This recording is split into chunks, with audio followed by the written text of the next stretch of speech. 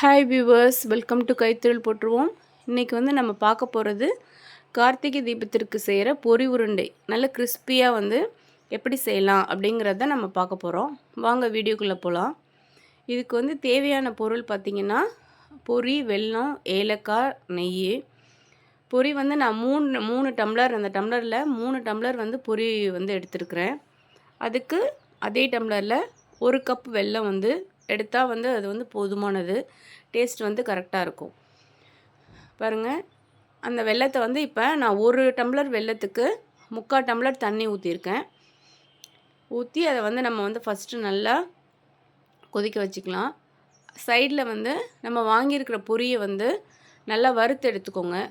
ஏன்னா பொரி வந்து சில நேரம் நமத்து போயிருக்கலாம். அப்புறம் உருண்டை பிடிச்சிங்கன்னா அது வந்து நல்லா பொறன்னு இருக்காது.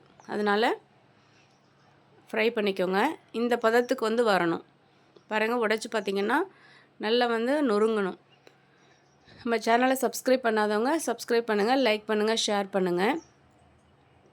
வெல்லம் கொதிச்சுட்டு இருக்கும்போதே அதில் வந்து ஏலக்காய் வந்து கொஞ்சோண்டு 2-3 ஏலக்காய் நுணுக்கி போட்டுடலாம். இப்போ வந்து நம்ம பதம் பார்க்கலாம். பார்த்திங்கன்னா இது வந்து தேன் மாதிரி தான் வந்திருக்கு. ஸோ இன்னும் வந்து நமக்கு சரியான பதம் வரலை. அதனால் இன்னும் கொஞ்சம் நேரம் வந்து நம்ம வெள்ளைப்பாகு வந்து காய்ச்சணும். பாருங்கள், இன்னும் கொஞ்சம் நேரம் காய்ச்சிட்டேன்.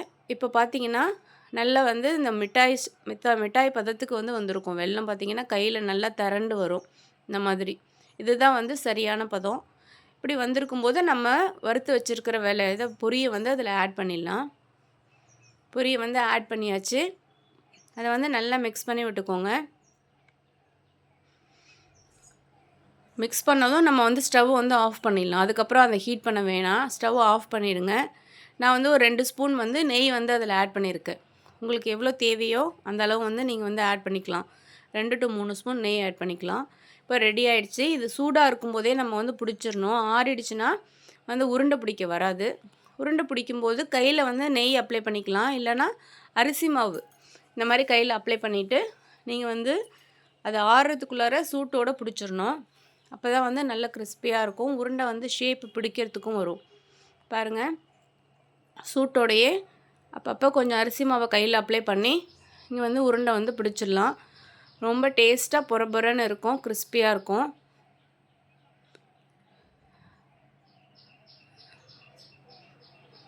பாருங்கள், சூடு இருக்கும்போதே நீங்கள் வந்து அந்த சூட்டோடையே வந்து உருண்டை வந்து இந்த மாதிரி அழகாக பிடிச்சி வச்சுருங்க. ஆறுனப்புறம் வந்து அந்த பிடிக்க வராது.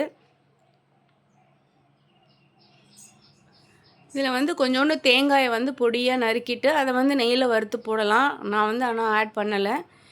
விருப்பப்படுறவங்க நீங்கள் வந்து தேங்காயும் அந்த மாதிரி வந்து ஆட் பண்ணிக்கலாம். வெள்ளைப்பா காய்ச்சும் போதே பொரி கொட்டும் போது அதை ஆட் பண்ணிக்கலாம். பாருங்கள், உருண்டை வந்து சூப்பராக ரெடி ஆகிடுச்சு.